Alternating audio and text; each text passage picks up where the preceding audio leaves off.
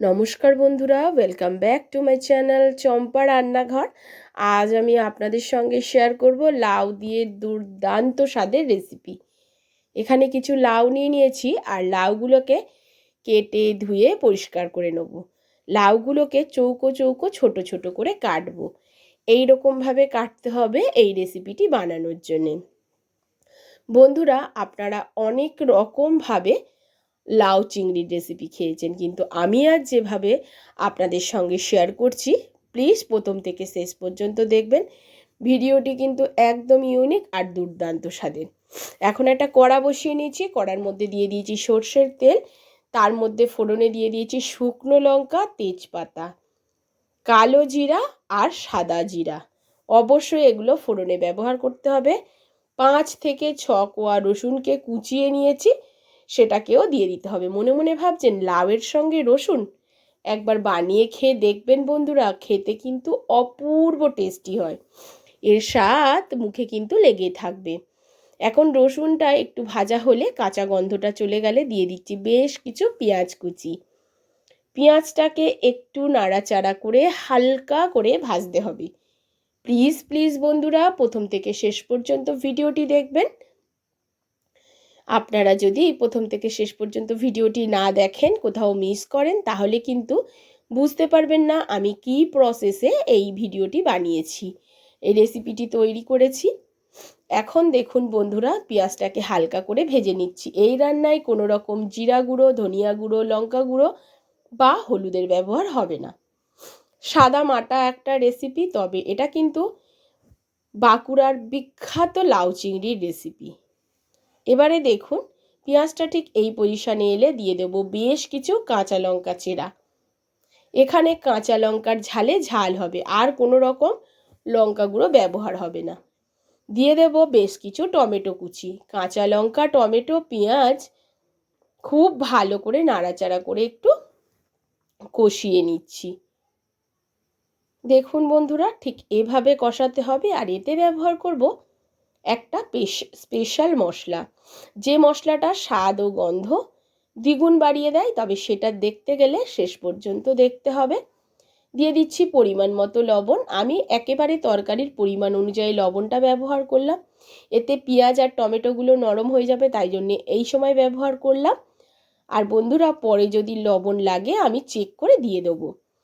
এবারে দেখুন, যখন ঠিক পেঁয়াজ টমেটো থেকে এই রকম তেল ছাড়তে শুরু করবে, তখন আমি এর মধ্যে দিয়ে দেব কেটে ধুয়ে পরিষ্কার করে রাখা চিংড়ি মাছ। কারণ আজকের লাউতে কিছু চিংড়ি মাছেরও ব্যবহার করব। এখানে 200 গ্রাম মতো চিংড়ি মাছ নিয়ে নিয়েছি। চিংড়ি মাছগুলোকে ঠিক এই সময় কড়াইতে দিতে হবে। চিংড়ি মাছের মধ্যে কোনো রকম লবণ হলুদ আমি মেশাইনি বন্ধুরা।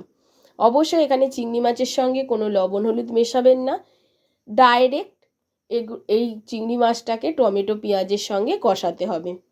ঠিক যখন চিংড়ি মাছগুলো হালকা একটু ভাজা হবে, খুব বেশি ভাজা করতে যাবেন না, হালকা ভাজা হবে, তখন এর মধ্যে দিয়ে দেব আলু।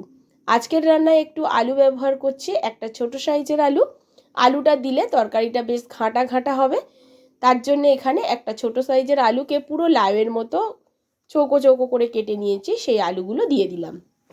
একটাই আলু আমি এখানে ব্যবহার করেছি বন্ধুরা, তবে আপনাদের অপছন্দ হলে আলুটাকে স্কিপ করতে পারেন। আলুটাকে দিয়ে মিনিট 3 মতো আবারও একটু নাড়াচাড়া করে কষিয়ে নিচ্ছি। এখন দেখুন চিংড়ি মাছ থেকে জল ছাড়তে শুরু করেছে। ঠিক এই সময় দিয়ে দেবো কেটে রাখা লাউগুলো। লাউটাকে দিয়ে খুব ভালো করে মশলার সঙ্গে কষাতে হবে। কষাতে কষাতে দেখবেন এটা কিন্তু জল ছাড়তে শুরু করেছে। দেখুন এইভাবে নাড়াচাড়া করে আমি মশলার সঙ্গে লাউটাকে মিশিয়ে নিচ্ছি। আর কতটা লাউটা মজে গেছে নিশ্চয়ই দেখতে পাচ্ছেন বন্ধুরা। প্লিজ বন্ধুরা, আমার এই ছোট্ট চ্যানেলে আপনাদের সাপোর্ট আর সাহায্যের খুবই প্রয়োজন। প্লিজ পাশে থাকবেন আর সাপোর্ট করবেন। এইভাবে আমার রিকোয়েস্টে অবশ্যই একবার লাউটাকে বানিয়ে খেয়ে দেখবেন বন্ধুরা। লাউ কিন্তু অনেক রকমভাবে আমরা বানিয়ে খেয়ে থাকি, তো এইভাবে একবার বানিয়ে খেয়ে দেখবেন। এখন দেখুন একটু নাড়াচাড়া করে নিয়েছি। নাড়াচাড়া করে নেওয়ার পরে দেখুন কতটা মজে গেছে, আর লাউ থেকে কিন্তু এই সময় জল ছাড়তে শুরু করেছে। তবে এই রান্নায় একটু কচি লাউ লাগবে। যদি আপনাদের মনে হয় যে একটু জল দিয়ে সেদ্ধ করবেন, তাহলে অল্প জল ব্যবহার করতে পারেন। তবে সেটা কিন্তু অল্প, খুব বেশি জল দিতে যাবেন না, কারণ এটা রান্না হতে হতে দেখবেন লাউ থেকে প্রচুর জল ছাড়ে। এখন এটাকে একটু ঢাকা চাপা দিয়ে আমি রান্না করে নেব 4 মিনিট মতো। 4 মিনিট মিডিয়াম ফ্লেমে ঢাকা চাপা দিয়ে রেখেছিলাম। 4 মিনিট পরে ফিরে এলাম। এখন দেখুন কতটা লাউ থেকে জল বেরিয়েছে। ঢাকা দেওয়ার কারণে কিন্তু, আর যেহেতু লবণ দিয়ে দিয়েছি, সেই জন্য এই লাউ থেকে এতটাই জল বেরিয়েছে। এবারে আবারও একটু নাড়াচাড়া করে নিচ্ছি। নেওয়ার পরে এখন গ্যাসের ফ্লেমটাকে হাই ফ্লেমে দিয়ে রান্না করতে হবে। জলটাও একটু শুকিয়ে যাবে আর লাউটাও একদম প্রপার সিদ্ধ হয়ে যাবে। দেখতেই পাচ্ছেন লাউটা কিন্তু বেশ সিদ্ধ হয়ে গেছে। এবারে 2-1টা আলু একটু ভেঙে দেবো, তাতে কি হবে, এটা একটু মাখো মাখো রান্না হবে। দেখতেই পাচ্ছেন বেশ জল ছেড়ে একেবারে কতটাই মজে গেছে লাউটা। আশা করি বুঝতে পারছেন লাউ কিন্তু সেদ্ধ হয়ে গেছে।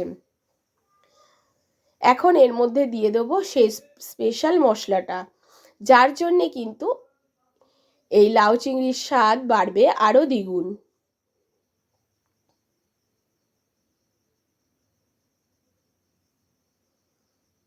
এবারে দিয়ে দেব কিছুটা পোস্ত বাটা। বন্ধুরা, এখানে 2 চামচ পোস্তকে আমি বেটে নিয়েছি। এখন ব্যবহার করছি পোস্ত বাটা। এখানে অবশ্যই পোস্ত বাটাটা ব্যবহার করবেন ঠিক এই সময়। এবার পোস্তর মধ্যেও একটু জল আছে, যার জন্য দেখুন এটা কিন্তু একটু জল জল হয়ে গেছে। তো এটা হাই ফ্লেমে একটু ফুটিয়ে নেবো, নিলে এই জলটা এত থাকবে না। এবারে খুব ভালো করে পোস্তটাকে মিশিয়ে দিতে হবে লাউয়ের সঙ্গে, আর হাই ফ্লেমেই থাকবে এই সময়। যতটা সুন্দর কালার আসবে খেতে ঠিক ততটাই টেস্টি হবে বন্ধুরা, এই পোস্ত বাটাটা দেওয়ার কারণে।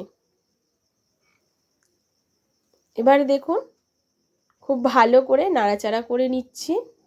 আপনাদের কাছে যদি ধনিয়া পাতা থাকে এই সময় একটু ধনিয়া পাতা দিতে পারেন, তাতে কিন্তু খুব সুন্দর একটা সেন্ট আসে।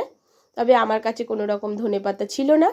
এখন ঠিক লাউটা রান্না হয়ে যাওয়ার মানে গ্যাসের ফ্লেমটাকে অফ করার আগে দিয়ে দেবো কিছুটা কাঁচা সর্ষের তেল। এটা অবশ্যই দেবেন। দিয়ে গ্যাসের ফ্লেমটাকে অফ করে দেবো।